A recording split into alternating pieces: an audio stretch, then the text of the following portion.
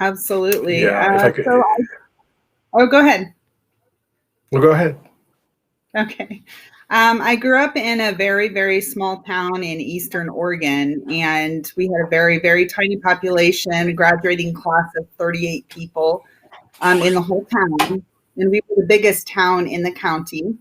So it was a very, very limited exposure to any other cultures, religions, anything like that. It was predominantly white Christian community and county.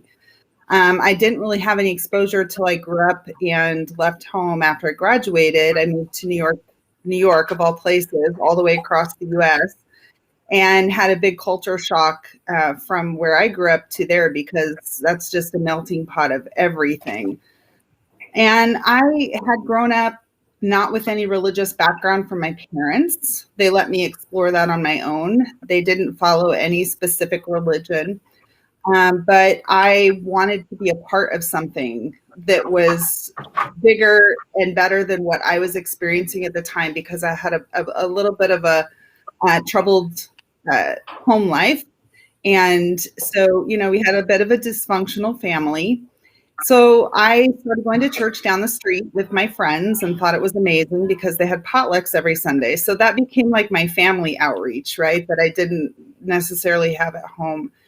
And I went there until high school, when I started questioning things. And every time I would question, they just said, you have to have faith. And so I wasn't really getting my answers that I needed that made sense to me. And so after I graduated, I went on a journey to search for something that made sense. And so that's where I had actually met he's my husband now, but at the time I had met him in New York. And through work colleagues, he had started trying to reach out to me, and I didn't want to talk to him because I did not have a good outlook of Muslims at all. I heard he was Persian, and I was like, oh my goodness, no, going back home, don't want to talk to you.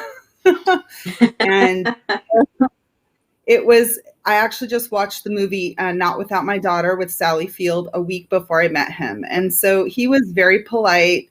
He was very nice, good manners, everything. But I just was terrified of who I thought he was, right? Based on those stereotypes that I grew up with.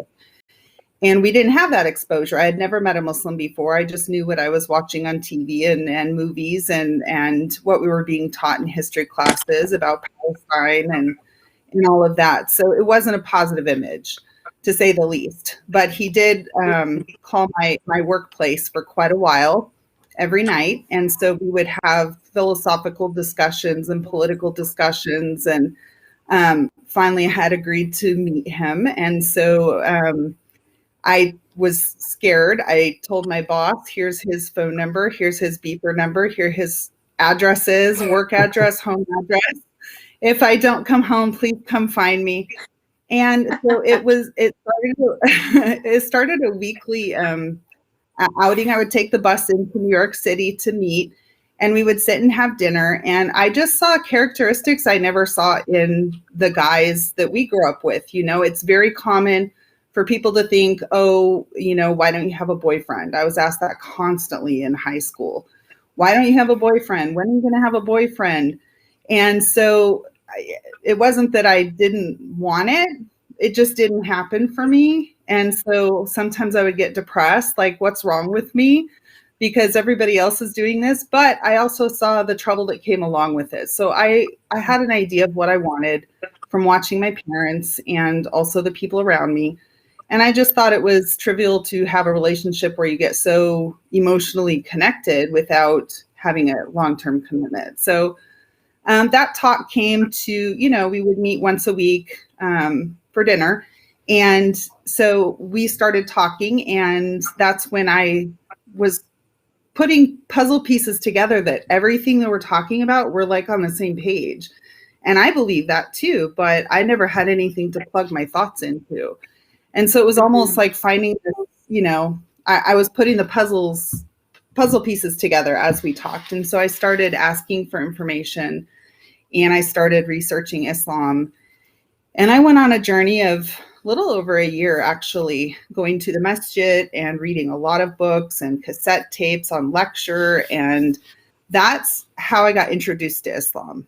And I was very scared at first, but seeing the manners, the character, the way that there's an answer for almost, I mean, everything that I've found. There's an answer, and it's pretty much the only faith that I found that gave us that answer from before we came here until after we leave this earth. And so I was just fascinated by it, and that's basically my journey to there, with a lot of to come things after that. Of course, definitely. And we're going to go into it. And it's such an interesting story. Thank you so much for sharing that. There's a few things that came into my mind while you're speaking. I know a couple of guests actually mentioned that movie, Not Without My Daughter. I'm not sure if you're aware of that, Sheikh Hanif. It's it's a Hollywood story. Yeah, it's a Hollywood story. I remember seeing it when I was very, very young, actually.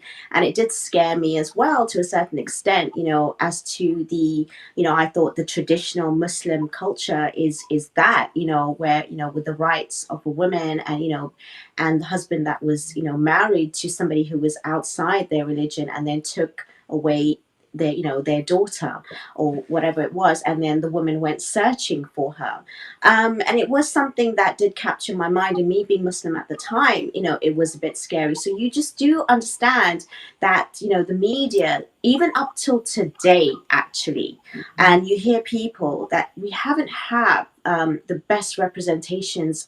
It's very biased, it's very unfair. And it's always into the fact that it's either terrorism if you're a Muslim, or you come from, a very backward mindset and thinking, and it's very extreme that, when we look at Muslims in the media and the mainstream media, even if it's just movies and stories, unfortunately, a lot of us are very much influenced by it. And again, I hear people say that, even just you speaking as to the fear that comes from it. So a lot of responsibility is, on, just generally how we are being portrayed as well.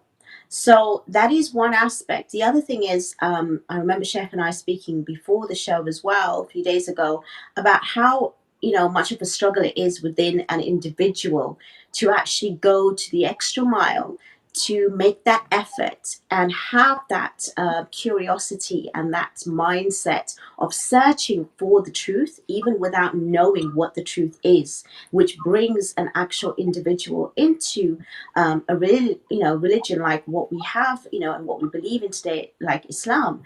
So that again is very commendable, and it's extremely something that even Muslims that are born into have to take into consideration, that just because you are born into a family that is Muslim, you have to take on that journey of researching and learning again from the start, even with the guidance that is right around you. And it's really interesting that you say that. Thank you for sharing that. Sheikh Hanif, thank you so much again for joining me today. And as we have heard Sister speak here today with regards to her meeting an individual that is Muslim, and even with the fears, there is so much sort of reluctancy to actually come into Islam. What would be your sort of take into advising, the new generation today as to how we can maybe make a difference when it comes to our Muslim representation? Yes, we only have a certain amount of influence, but I really think that we need to take steps forward to be at the forefront in order to represent ourselves, not just in our communities and our own cultures, but actually outside. What is your thoughts on that? Bismillahir Rahmanir Rahim. I think Sister Dodka's description of how she came to Islam is instructive in answering that question. There's a hadith by Imam Jafar as-Sadiq alayhi salam, and I'm paraphrasing, where he says that good conduct is more important in bringing people to Islam than words. Okay, not that you shouldn't use words, but good conduct is very important. And good conduct runs a whole range of things, from your personal etiquette and your manners and your patience, and your kindness, to helping the poor, and standing up for what is right and opposing what is wrong, you know. And she reminds me of my own introduction to my wife, how she became a Muslim, you know. And it's the same kind of thing that happens, man sees woman, man likes woman. Man is Muslim, man wants a Muslim wife, the woman is not a Muslim, and they talk, and they meet. There's a particular affection there, a particular affinity there, and you talk and you meet and so forth, and eventually, you bridge the gap. And bridging the gap is very important, because I think what the media does, like, for example, Not Without My Daughter and other movies like that, is the other Muslims. They make Muslims the unknown other and paint them with the brush of them being a threat and them being misogynistic and fanatic and so on and so forth. And basically, the simple thing is this, is to overcome that otherness. And the only way you overcome that otherness is to befriend other people, to befriend them in such a way, not in a kind of a, normal sort of like, how should I say, this is an acquaintance of mine type of a thing, a co-worker only and that type of thing. No, but to befriend them in such a way so you can overstep that otherness. As I tell a lot of people, invite some of these people to your homes, invite them to your masajid, you see, engage with them, and they will see the beauty of Islam.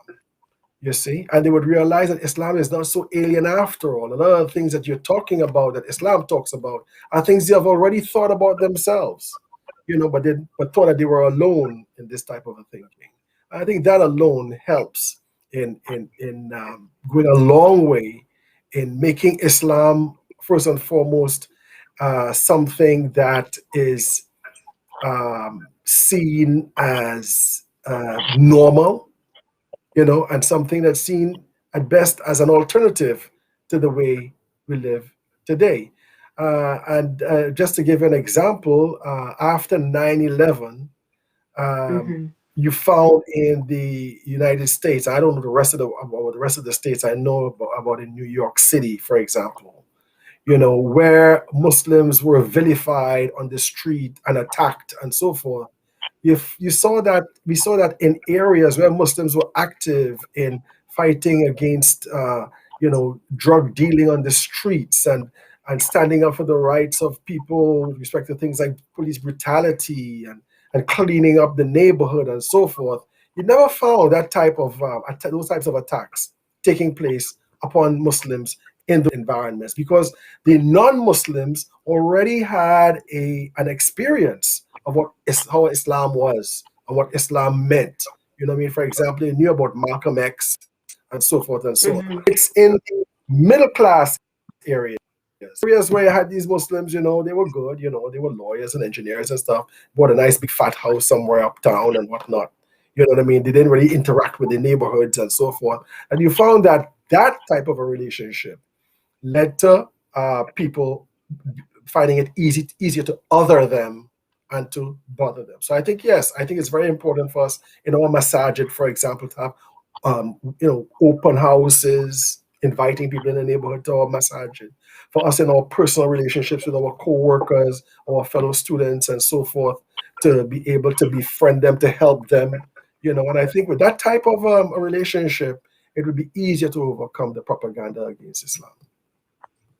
Definitely. Thank you so much. You shared so much information and wise thoughts there. And as you were speaking again, a lot of questions came into my head. I just want to quickly reiterate what's been said. And basically, I also want to explain that, yes, these shows do highlight some of the issues and challenges. But overall, generally, our Muslim population is, of good manners. And unfortunately, when we have the minority that, do fall into these categories, those are the ones that are blown up in the actual media. And even if I'm highlighting some of the challenges and some of the things that are lacking in our Muslim community, it is just the minority. I have, an amazing, network of colleagues and friends and family that do represent, and they do actually, partake, and they are really concerned. But the thing is, the reason why we're having these shows is not because we're trying to, say that this is what's happening around us all the time, but it is just to bring about more information, because a lot of us are in our own kind of circles. And as our chef was mentioning about inviting people and doing things, unfortunately, we do find that, in our Muslim cultures, unfortunately, we do try to stick to our own for many reasons. Some of it is probably called for because of the fear, because of not understanding what it means and how to balance life between our religion, our faith, and living in the West, which we will go into, so that they don't have to be afraid of the negative influences in their family, so they keep their families really stuck. Now, Orinda, when it comes to yourself, what are the challenges that you can sort of share with us with regards to whether it's your own experience or what you've seen around you? Because you have been Muslim for over 20 years, mashallah. So, you've got a wide sort of experience with regards to the challenges and how it's changed and grown. And even if you've overcome them yourselves, I'm sure there's so many things that, people can learn, if they're coming into Islam, and what to be aware of. What do you find when it comes to the culture clashes? Is there such a thing, even from your own experience? Absolutely. There's definitely a culture clash coming into Islam. And I think that was my biggest hurdle to overcome as a convert. And that being said, because no matter where you go, there's going to be a specific sect of people there in the masjids or in the communities. And that's not wrong, because we all hang out with people we have similarities with, right? Mm-hmm. But the issue comes in just kind of like in my marriage, where I have an intercultural marriage. I come from one culture, my husband comes from a different culture. So we have to create that middle culture for our family, which is Islam. And so that's where I think we're missing it in the bigger communities, where there's a lot of misinformation given. I was confused for many years because of the area that I learned about Islam and the circle of people I was surrounded with for decades. It took a lot of research on my own to really get down to the truth. And it was just little things that were said and would maybe even scare me because I wasn't doing a certain thing. But it was actually part of the culture, not the faith. And when I would break it down, even one time I had realized something that I was being told I had to do. And it's like, oh my goodness, astaghfirullah, you don't have it, put it on, da, da, da, da. It made me so anxious. And when I actually got down to, learning really about it, it was a form of shirk. So, that's something that's very serious. And so I knew I had to educate myself. I had to go search for it. And I loved Islam, but the surroundings around me gave me so much frustrations over the years that it really did affect my practice for a time being, where I was very, very vigilant, and I was practicing very, very much. And I would see the people around me, and due to the frustrations, I would pull back from it. And I think until I actually was pregnant with my first child, that's when I realized I have a life growing inside me that's fully dependent on me. And when this child comes, it's going to look to me for direction. So what am I going to teach it? It doesn't matter what other Muslims are doing. It matters what I'm doing, because this is why I came to Islam, because this is a relationship between me and my God, nobody else. And so that culture of having maybe the way you look, where your feet are pointed to, which direction you sleep, some amulet you're supposed to wear on you. It could be, relationships with your husband, how you can't pray, if you're intimate certain times, like things that really affected my practice of Islam. And it wasn't Islam, it was culture. And so it did play a big part in my life.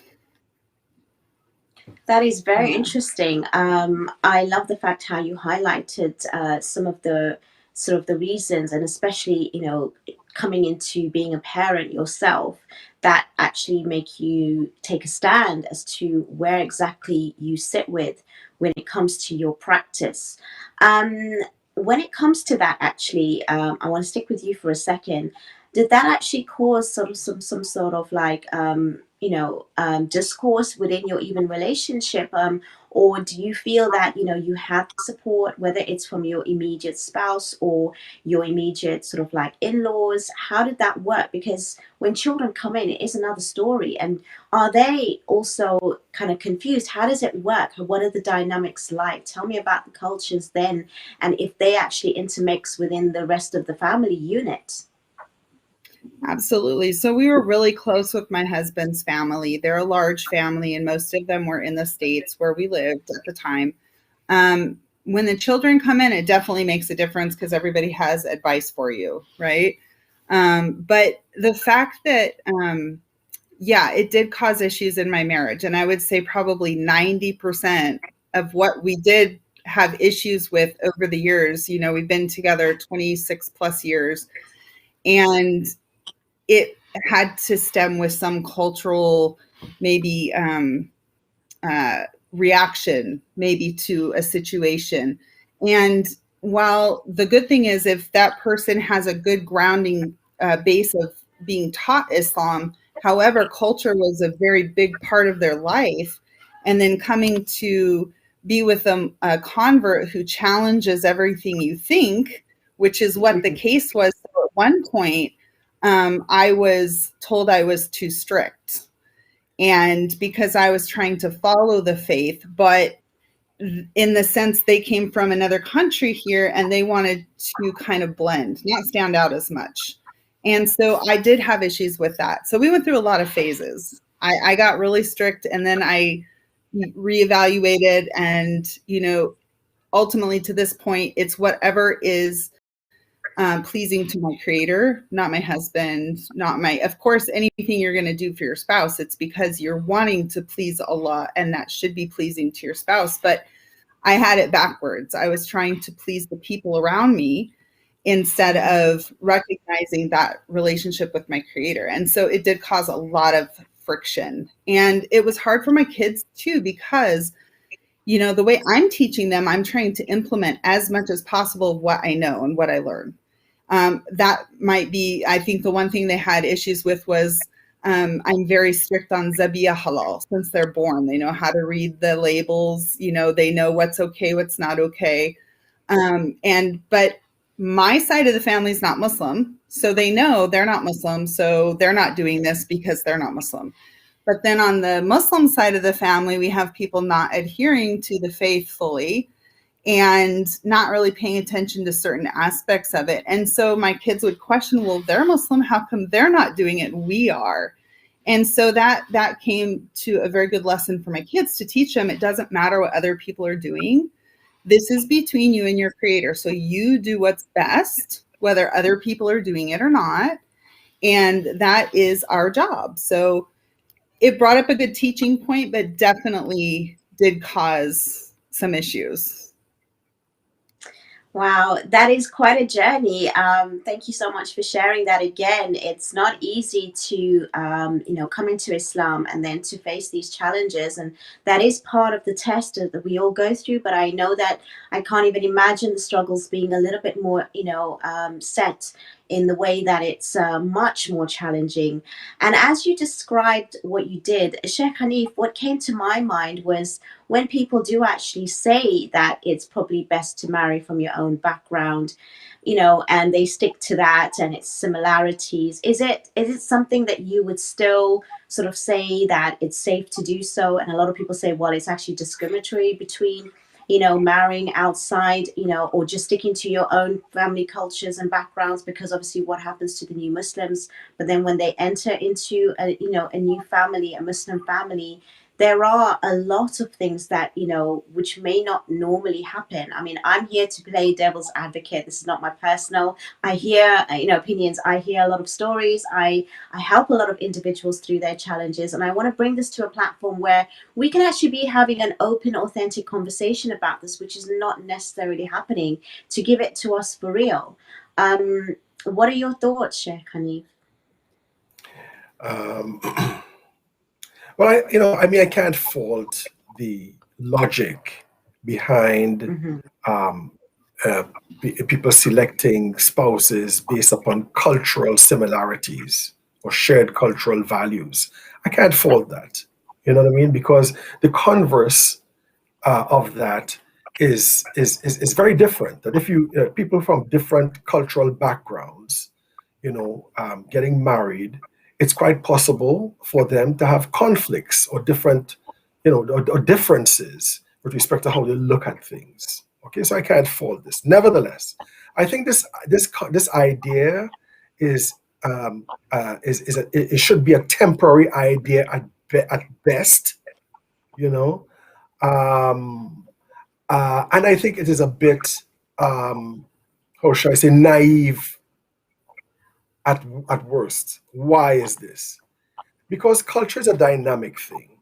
Okay, Sister Orenda is talking about marrying Muslims from another culture. It's not about marry like a person who was a non-Muslim becoming a Muslim and marrying another Muslim. It depends on who that other Muslim is. Okay, I give you an example. If you have a marriage between two Muslim converts, you mightn't find any problems, cultural problems, because they share the same culture, which is a kind of a hybrid culture, really. You're both Westerners, okay? You both practice Islam, yeah? There are certain things about the practice of other cultures that you might criticize or you might find strange, you see? But you have a lot of commonality between you, a marriage between, let's say, maybe an Iranian and a person from India might have two Muslims, but they might have particular problems that might come across because of that. Why I say it can be a bit naive? Because we are in a state of cultural dynamism. The Muslim culture is changing. It is, first of all, it began as a number of separate cultures, okay? One person called it Islamicate culture, meaning it's a culture that has an affinity to Islam, but it's not necessarily Islamic.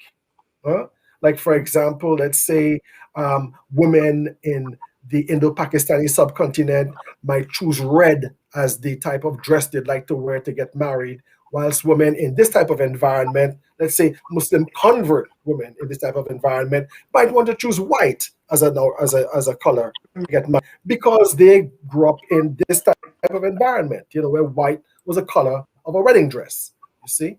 And what is happening is that these disparate cultures, these separate cultures, Bangladeshi, Persian, Iraqi, all of them, they're actually in a state of change. The older generation might not be changing as rapidly, but the younger generation is. And in fact, you do have some kind of, one could probably call it cultural generation gap between the younger generation Muslims who were born in the West and the older generation Muslims. Younger generation Muslims might find much more affinity, and I've seen this here in London, with convert Muslims than with their own parents' version of Islam. You see, because converts raise certain types of questions, have a certain perspective that they share because they went to school with them. You see what I mean? And so in a situation like this, cannot say really that, let's say, a younger generation Muslim marrying another young generation Muslim, both of them growing up in the same culture, as having really cultural disaffinities. I don't think that is the case. It's basically a generation type of a thing, or it's between, in the case of Sister Orenda, somebody who comes into Islam, loves the deen, wants to stay on the deen, and is now meeting, let's say, for example, her husband's cousin or husband's auntie or whatever, who might not be as tight on the deen as she is, and don't want to, give you some stick. Why are you so spiritual? And this is another thing, right? I think if you know the culture, right? If you know the culture that you're dealing with, it is easy to anticipate these difficulties, and it's not as difficult as it is. You know, my kids grew up in Iran, for example. They know Iranian culture very, very well. You know what I'm saying? But I kind of brought them up to be Westerners when they were in Iran, you know, because they'll be coming back to the West, but Western type of Muslims, you see? And so they would know the nuances of the people's behavior and their speech and their preferences and so on. And they would know how to be able to maneuver or work around these types of differences. You know, so yeah, I think we have more and more of this type of marriage taking place. I mean, cross-cultural marriage in the West, you can't help it. You know what I mean? But I think it really need, for example, let's say the centers or the Muslim community in general, individuals among the Muslim community, to help guide people through this type of thing. Because sometimes, you know, it could end up being very traumatic and, you know, go the wrong direction. Absolutely. No, I loved what you said, especially towards the end. And I think you hit the nail on the head there when it came to you saying that your children were brought up in, an Islamic state, but at the same time, they had a different mindset. I think it's to do with the mindset. A lot of people are probably afraid of losing, part of their identity, which is their culture, their tradition, their heritage.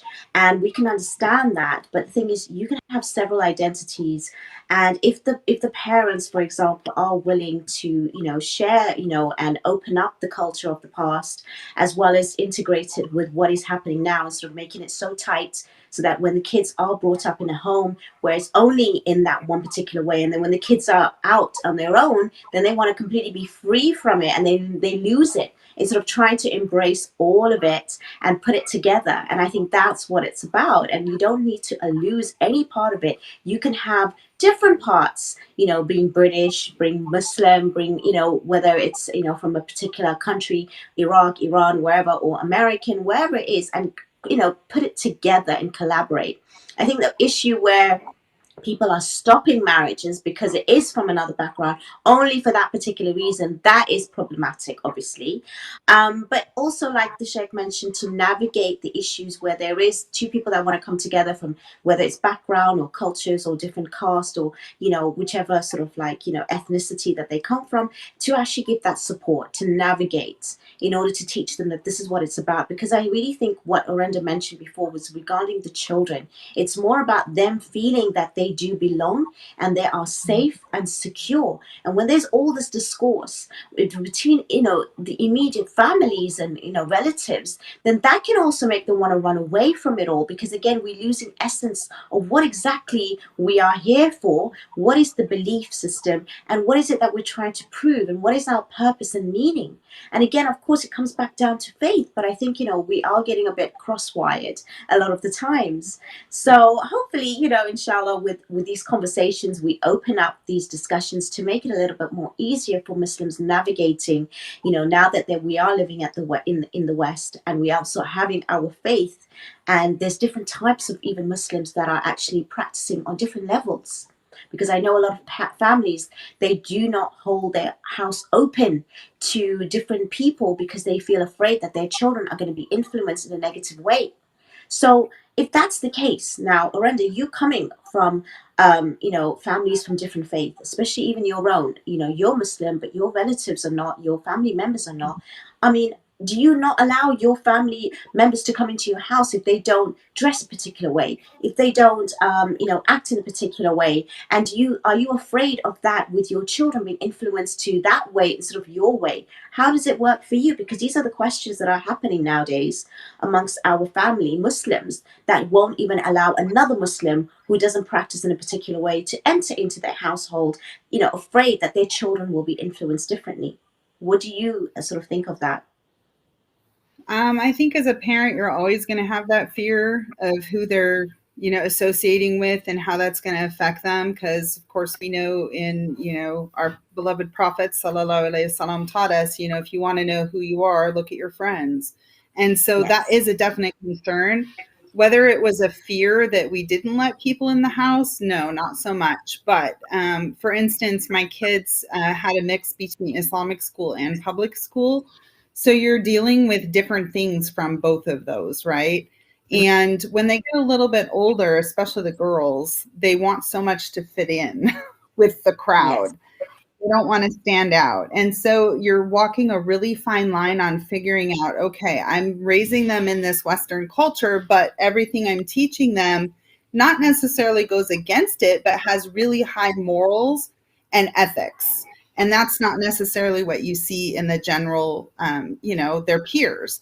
And so that was always, I always tried to teach them, find the people that have a strong connection to their faith, because they're going to be holding themselves to a higher accountability.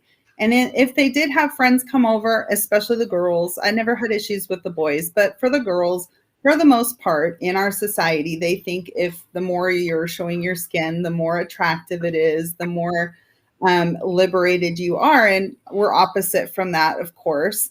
And so I would always tell my daughters, I would rather, they can't go to dance. They don't go to the dances. They don't go to prom. They don't date, and they don't go hang out and sleep at other people's houses, like for sleepovers. So I said, but everybody's welcome to come here, but we do have rules. So I would always set up the boundaries. And because we did that proactively, the girls would ask questions. And so they knew when they came here, if they wore, quote, booty shorts, they weren't wearing them in our house. They were wearing clothes that were more appropriate, because my daughter would explain, I have brothers and my dad is here, and, they're not here right now, but they might come in. And so, this, if you don't mind, this is just part of our, our faith. And they were really good about it. So, I think it's really important to talk about those issues, because you can't change other people. You can't change what they're doing around you. And I think that's a really important lesson for the kids to learn, because that, like you guys mentioned with the youth, it is confusing for them. And a lot of them they do connect more with converts than they do with the necessarily born Muslims, right? Because I think a lot of us are always searching for answers and are always questioning. And that's not something that's typical with the born Muslims. They're not questioning. They're just mostly just going along with whatever they were brought up with. And so I think that, they go to college, they go to high school. It teaches them critical thinking and how to think and to challenge things. And so that's not so easy with the Muslim community on a large scale, just because, when you grow up in a culture that's just, this is it, this is it, this is it, this is it, this is how we've done it, it's not easy to hear that. And so a lot of times as a convert, you feel uncomfortable because you're a loudmouth, quote, loudmouth, even though you're not, but you're the one always questioning. So I found people running away from me because I would question, or, just out of curiosity, or even trying to be a good advisor. Hey, I thought we're not supposed to do that. Can you explain that or something? So it makes people uncomfortable, even though you're trying to process it, you're trying to learn. And with the kids, definitely, it causes a big issue, because if they're watching the cultural practice. For instance, when we go to the masjid, it was a struggle to get my kids to go to the masjid for any activity, because they felt isolated. They felt alone. They didn't feel welcomed, because maybe this group of kids all spoke one language, right? Or they all went to the same school together. And so it wasn't inclusive. It wasn't an inclusive environment up until just 2 years ago, when I found a convert group here in Texas. And I was so ecstatic, because, I don't seclude myself, but because you go through all those things in the community, you want to find a group of people who've actually gone through what you've gone through. They can understand it, and you support each other, let you know you're not alone. Yes, this does happen. Yes, I've gone through it. Yes, you can get through it. Here's what I did, and here's what worked. And so you're like a support system for each other, so that you can go into the masjids, you can go into the greater community and interact with people on a level that gives you a little bit more confidence. Brilliant. That's amazing. I'm glad you found that. I just see, though, I don't want it to be where we are splitting as well, again, into more segregation amongst, Muslims that are coming from a particular culture, and then there's, you know, the converts, reverts, you know, in their own little circle again. And this is the, you know, amazing platform where we are all together, you know, where I'm, you know, a born Muslim, you know, you're not, but, you know, different ethnicity, different backgrounds. And this is how we need to sit and have conversations. This is the real kind of way forward that inshallah will be much more liberating for us all to have, you know, that kind of platform. Regardless of where we come from, we can still go home and eat whatever food we desire, speak whatever language we want, and keep that. But when we are, you know, open, it comes back to what we discussed before, when we need to represent as well in the community. Yes, it starts with our manners, but also putting ourselves out there, because Islam is about representing not just within your community. And I personally do that as well, where I even have my own clients which are not from my faith, no faith, different faiths. It doesn't make a difference. And I'll put myself in different, you know, platforms where they're from a different sect, different, you know, ethnicity, different culture, different whatever, because we need to be seen, we need to be heard in order to make that movement and that difference. And I think that's really, really important. Inshallah, this is what we're highlighting today. The other thing you said about children, and I think the other struggle and battle is us wanting to be okay with being individual. As much as we want to connect and we want to fit in, I think parents have a real struggle in navigating, and it is a skill. Parenting is a skill that we have to really open up that mindset as parents from a different generation, but understanding the struggles that, you know, the teenagers or the youngsters are having, and wanting to fit in, wanting to know. But when you mentioned about having high morals and ethics, that needs to be taught a lot more so they can be proud of, you know, their actual identity as being Muslim and practicing being Muslim, so that they're not afraid, and inshallah they become the influencers instead of the ones that are being influenced, and, you know, carrying the message from the house outside and outwardly proudly. And I think this is what it's really about. What is your take on parenting when it comes to Sheikh Hanif, when it comes to having different, you know, sort of like family members, you know, ones that are practicing and ones that are not, or even the ones that are even not Muslim, especially from the revert side? You know, a lot of people do lose their immediate relatives because they're bringing up children and they don't want to mix with their cousins that may be doing something that is completely against our belief. It's really, really difficult. I can't even imagine what it would be like to navigate that. What is your guidance and advice when you are not wanting to, you know, cut those ties, but at the same time wanting to maintain those values which are strong in your own household and belief system? You know, well, I think it's not. It's a problem. It's true, but it's not like a big problem. You know what I mean? It's one of those things in life. You know, I mean, imagine somebody was not a Muslim, wasn't a Christian, but they're bringing up their children to respect people, you know, to respect themselves and so forth. And you're bringing up your children like this, right? You know, you're making sure that you know you're aware of what they're watching on TV. You know what I mean, Mm-hmm. and things like that. You explain things to them. I know one friend, for example, when he takes his kid out, you know, you show you a drunken guy in the corner in a gutter lying down. You say, "This is what alcohol does to you," and so forth, right? I mean, but they must come into contact with people Yes. who represent something entirely different. You know, they Mm-hmm. must come into contact with bad company. They must. You know, this is the world that we live in, you see? And to a certain extent, you know, you have to have faith in your kids. You know, you have to have faith in God. You have to be praying for them all the time. You know, there's a very beautiful story in the Christian church, in the Christianity, about the prodigal son. You know, where this man lets his son go out there. He gives him some money to go out there, and he takes the money. He goes hanging out with low lives and stuff like that. Comes back to his father, really, really poor. You know, nothing, destitute, and his father welcomes him back with open arms. You know, sometimes, and I think it happens more often than not, our kids sometimes have to go bad before they come back, they come good, right? Sometimes you got to do something.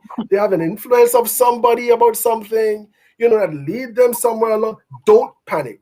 Pray, ask God, be patient, be firm, be consistent, and they will change. You see? Definitely.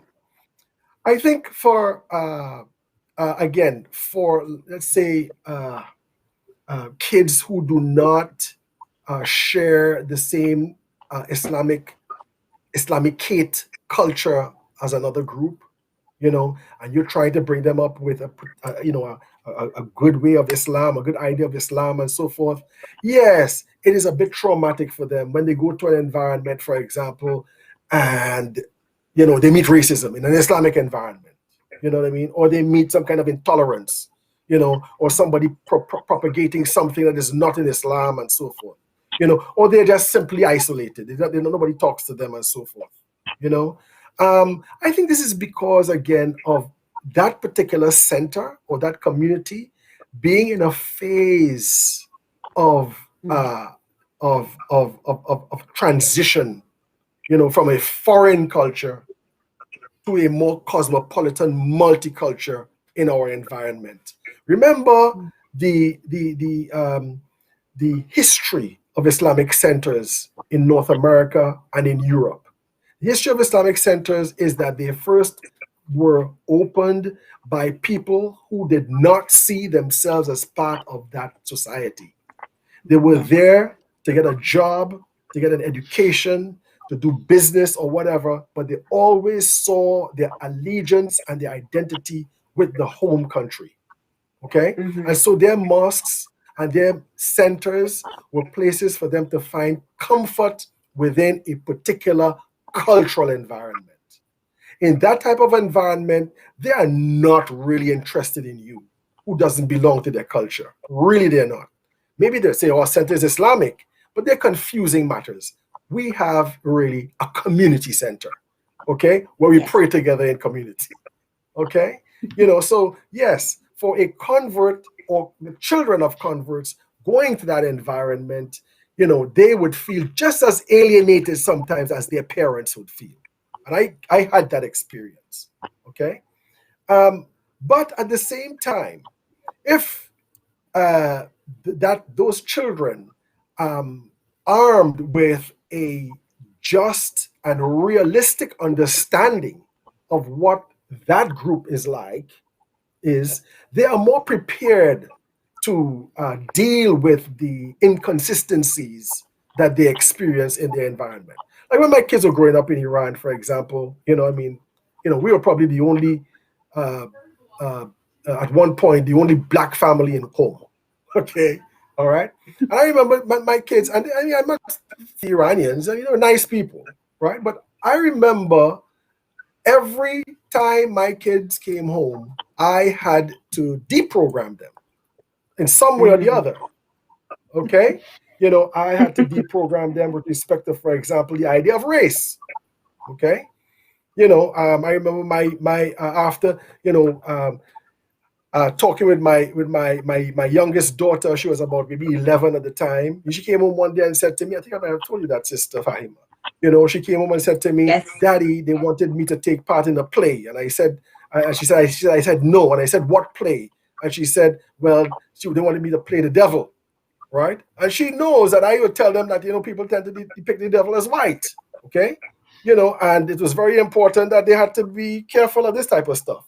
You see? So they become armed, they become aware of these types of things. Yes. And they can interact because she had lots of Iranian friends. There's no doubt about it. But they know exactly where to draw the line.